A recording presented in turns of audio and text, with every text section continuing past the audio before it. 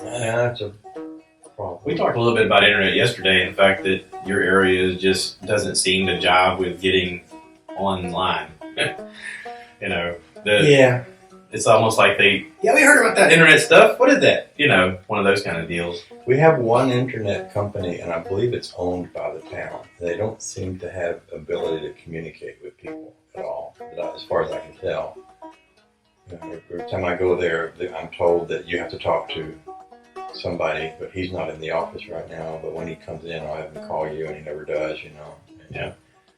And you know, I went to our church because I was sitting on the front row filming sermons, and I was going to give them to the church, and they didn't have enough technology to be able to accept me giving them a half-hour-long video because their computer equipment was so antiquated and their internet connections were so poor. I'm thinking, wow, this is really bad in today's world, where people are making a living doing stuff on the internet, and people are shopping on the internet, and here's a town, an area where, you know, it's like no internet for you.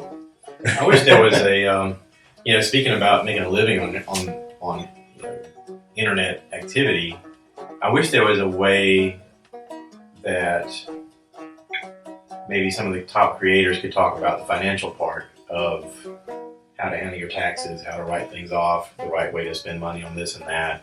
And I know it's so new that a lot of them are just figuring it out themselves. You know, that we watched Casey Neistat yesterday, who probably makes millions of dollars a year on his channel based upon his viewership. And, you know, I can only imagine he's probably got an accountant that he's like, I need you to help me. I mean, at a certain point, you got to turn it over to a professional and be like, I need help. Like, do I need to create a business LLC? Do I need to do this? Do I need to do that? You know, and it's that element of what's the next step. It's always that question about life, you know, when you figure anything out, you're looking for the next step. Like, let's say it's as simple as learning to drive. Okay, so you're driving. Well, you have an interest in wanting to drive a motorcycle. So you go, how do I do the next step to learn how to drive a motorcycle? So there's a new thing you got to learn. Well, there happens to be a book. You know, okay, now I want to learn to drive a CDL truck. Okay, well, there's a book for that too in a class, and we can do that. But the internet is so new in its financial part that there's not a lot of information about, oh, this is how you succeed at this. You know, there is moments where I literally find myself asking questions that I don't have an answer to, and there's no one to ask, and there's no information, and there's no guidelines. There's lots of guidelines that are on YouTube right now from creators saying, this is how you can make some more money from your channel. This is how you can profit on this aspect of your channel. This is how you can, you know, gain an audience for this. But they don't tell you what to do from that point on, so it's up to you to kind of figure out. I remember the first year I went to claim the money that I'd made on the tax form they send you from Google. I went down to the local, you know, tax place, and they were like, "What's a YouTube?" Yeah. What's a YouTube? Yeah. That was her question. Well, I had to explain that to my tax guy. I have a tax guy that I've known for years, and that's what I thought. That's his thing. And I had to really roll it out. I said, okay, so I make videos. I make content, and they put advertising on that content. So everything I spend to make content is, in my opinion, should be deductible. Mm-hmm. He's like, you're right. But what I'm thinking now is probably it will offset the income that you have.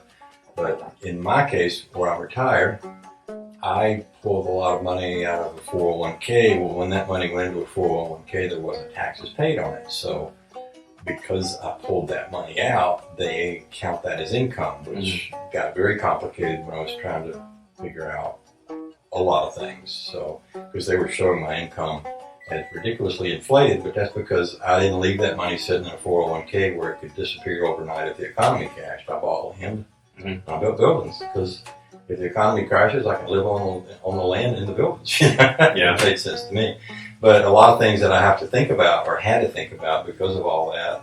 And no matter how much I spend on YouTube, that's not going to cover that money I took out, you know, because that's a whole different thing. And of course, now that I'm retired, I don't have income that has tax money taken out of it. So I'm really curious this year what's going to happen. Yeah. Because used to be you'd put a percentage of your money away every month, yeah, and then you'd get a return. Well, I'm not putting percentage of my money away every month because it's basically Social Security. So Yeah. Anyway, I don't know how we got off on that, but the whole tax world is you're I mean, right. You need somebody that understands that Yeah. so they can tell you what to do. Yeah, I mean, and there's a lot of moments in life where you're like, I wish there was someone I could ask. Yeah. Like, you go, is there a grown up? Like, I mean, I'm a grown up, but like someone more grown up than me. Well, the amazing thing about the internet and the place we are, because you're describing it as something brand new. Yeah. And I started making videos when no one knew what videos were, and I started putting them on YouTube where no one knew what YouTube was, including me. Yeah. And I remember the conversation. You were like, Yeah. I'm going to start using this YouTube thing. And I was like, what is that? And you were like, that's this new thing. You can put videos online and share them. And I was like, it's free. I've heard about this. I don't even know how it works. And you're like, I'll send you a thing you just click on. I was like, okay. But just think of the world of entrepreneurs that's figured that out Yeah. and figured out how to make a living doing that Mhm. just in 10, 11, 12 years. Mm-hmm. And the opportunity that is still ahead as more people figure that and all of the other brand new things out that are becoming available to us. I mean, I believe you've got a child who wants to make a living playing video games. I may be wrong, but that's kind of the impression I got. And in this world, maybe that could happen. Yeah. Unlike the world I grew up in, it was big. What's the question of value? Huh? It's the question of value. Like Dolores and I were watching Beacom Auto Auction one night, and there was a car on there that she didn't think was particularly pretty, but they were going really high dollar, and she goes, "Who determines that it's that value?" As well as every one of those people that are bidding, that's the value. Yeah. Because to them, it's something they want. Oh. So then it's a matter of, do you want it? How much are you willing to pay? Because there's a room full of people here and people online that are bidding for that item because they want it. Right. So the same would be said about, baseball cards back in the day, how everyone had baseball cards, but then their moms all threw them out. But there was that one kid that hung on to them, and people become successful in life, and they go, wow, I really wish I had Babe Ruth's rookie card. Some little kid over here is like, hey man, I've got that card. Well, how much you want for it? The value. So the value has turned to what's valuable now. And if the market turns to where my kid could make a living playing video games and people are entertained by that, then there's an opportunity for them to go, I value this entertainment. So here's money I'm willing to pay you so that I can enjoy this entertainment. We create free content through YouTube, and every once in a while they put an ad up, which is fine, whatever. It doesn't cost us anything to make a YouTube other than our own equipment and time. But we're basically showing our lives in a way that we're like, also, not only is this a glimpse into my life, but this is also like how to do some things. I'll show you how I built this. I'll show you how I fixed this car. I'll show you how I replaced brakes. Or in my case, how I failed to fix it because I'm not that good Right. at it. Well, what was it? Thomas Edison said, I didn't figure out how to make the light bulb. I figured out 100,000 ways not to make a light bulb. I told you this last night, but I get a lot of comments. People say, I don't know why you put this video up because you failed miserably to do anything you set out to do. And I said, yeah, that's right. I showed you how to do it wrong. I also empowered you to do it right. You can look at me and say, I can do better than that, and then you can go out and do it. Yeah. That's how I got started in public radio. I heard a guy doing commentary on public radio, and I thought he was awful. I was driving a gas truck. I said, I can do better than that. And I did. I wrote commentary. I sent it to the station. They hired me. They started paying me $35 a shot to talk on the radio. It was like, whoa, that's huge. Back when $35 was like real money. Yeah. Yeah. But I mean, sometimes seeing someone do something badly in public is inspirational. That's how a lot of stand-up comedians get started. They're young kids. They're watching comedy, and it's terrible. And they start heckling the guy, and the guy goes, "You think you can do better?" You go, "Actually, I can." Well, come up here and grab the microphone. And they have that moment of lightning in a bottle, and they go, "Oh, I'm in this. Like, this is my thing." And you're right. I mean, $35 just to speak on the radio, and it's like, you're going to pay me to do the thing I actually like to do. And it is that challenge of, I think I can do better. So one of the jokes that I have with my buddy Greg is, like, he's the one that introduced me to the pellet grill, and we've been back and forth with recipe ideas, and he always amazes me at the stuff he pulls off. Well, I'm getting really good at it, and now whenever we eat together, doesn't matter if he's eating at my house or I'm eating at his house, and on the first bite we go, I gotta up my game. I gotta do something different. This is good, but I want to challenge. Like, I want to challenge myself to do better, because holy cow, I mean, every little step is that moment of, this is awesome, and I want to do better. I'm trying to do the same thing with this podcast. Like, I'm getting together with different people who are creating and trying to build a community of podcasters and of creators on YouTube. And I feel like if I continue to grow, I'm going to challenge them to continue to grow.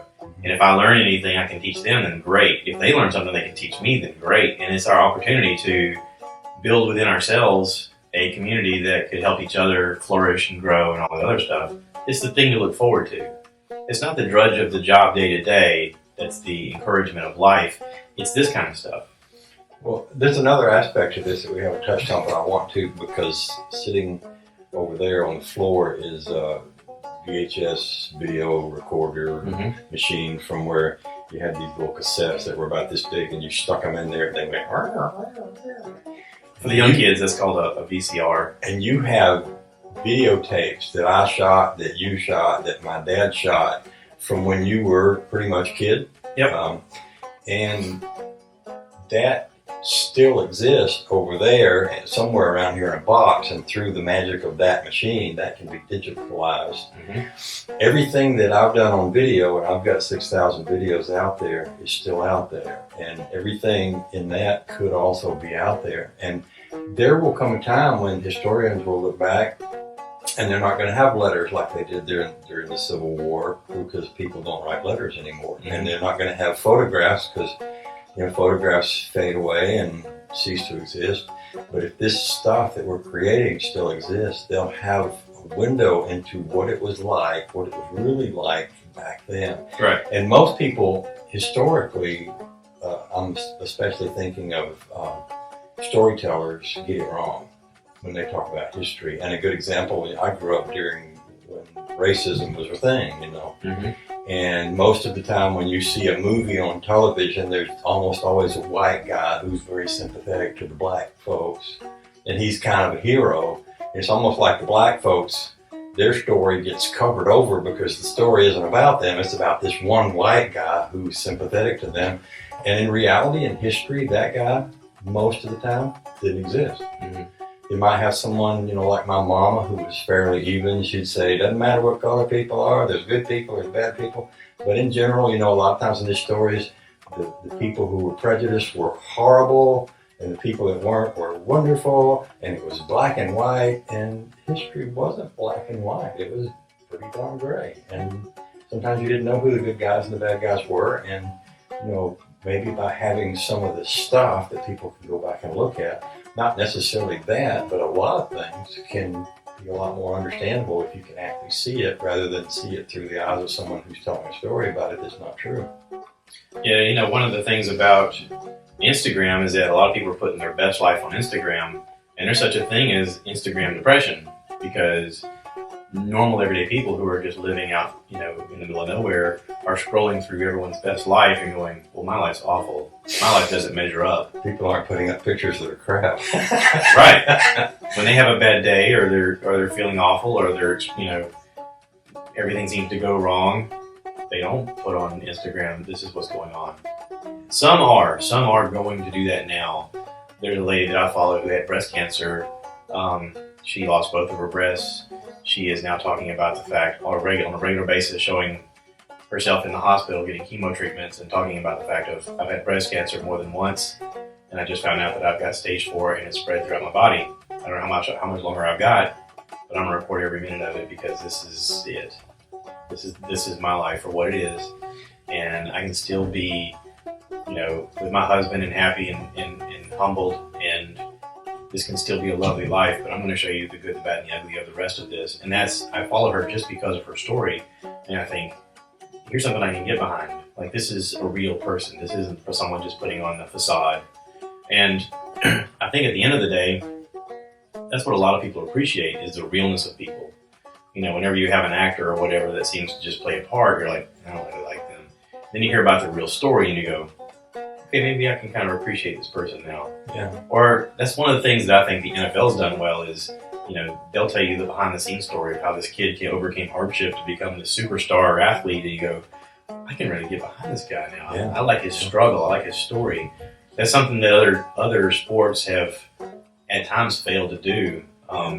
Baseball in particular. Well, the NFL has too. I remember there was a time when you wouldn't watch the NFL because you said they're all a bunch of creeps. Yeah.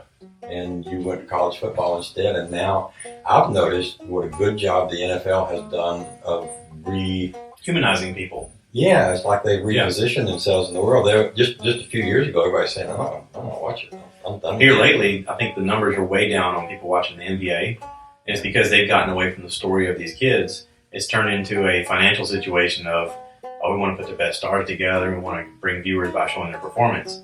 They got away from telling the story, and now they're losing viewership like crazy because anytime they stick a microphone in front of them now, it becomes a political thing, and no one cares to listen to their politics. Nobody wants to hear about your politics. Someone said that recently. Yeah. Tulsi Gabbard, by the way. She's still in it. But yeah, I mean, I don't know what's going to happen next, and that's the fun of it is, you know, it is the journey. It is the path. There are bumps along the way. You have to at times stop and look at your neighbor and go, hey, I appreciate the fact that you're my neighbor and that you're a good person and that you're doing the right thing. You know, as a guy, though, you know, we're raised our whole lives to be in competition with each other. We're raised to, whether it's a primal thing of fighting each other for masculine alpha rights or whatever, for a long time, we're at odds with each other as men. And then at a certain point in your life, you have a moment of reflection and you go, maybe I don't need to be at odds with everybody.